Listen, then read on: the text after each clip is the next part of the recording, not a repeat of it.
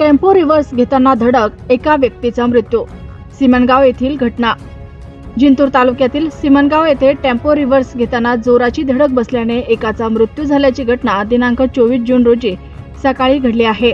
या अपघातात नामदेव बाबूराव जाधव वय वर्ष 50 राहणार प्रतापनगर परभणी यांचा उपचारादरम्यान मृत्यू झाला।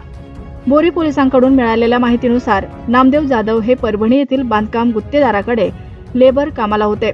सिमनगाव तालुका सेलू येथे गुत्तेदाराचे बांधकाम सुरू होते।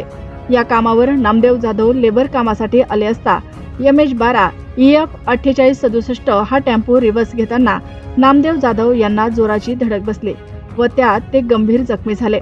जखमी झालेले नामदेव जाधव यांना बांधकाम गुत्तेदार व मिस्त्री काम करणाऱ्या व्यक्तींनी उपचारासाठी परभणी रुग्णालयात दाखल केले, परंतु नामदेव जाधव यांना मार जास्त असल्याने उपचारादरम्यान त्यांचा मृत्यू झाला। घटनेची माहिती बोरी पोलिसांना मिळताच PSI थोरवे, बीड जामदार सिद्धार्थ कोकाटे, पोलीस नाईक अनिल शिंदे यांनी अपघात ठिकाणी भेट देत पंचनामा केला। दिनांक 26 जून रोजी सायंकाळी बालाजी देवराव गुळगुळे यांच्या फिर्यादीवरून गुन्हा रजिस्टर क्रमांक 166/2025 कलम 101, 125 अ, 125 ब नुसार टेम्पो चालक आरिफ शेख राहणार परभणी यांच्यावर गुन्हा दाखल करण्यात आला आहे।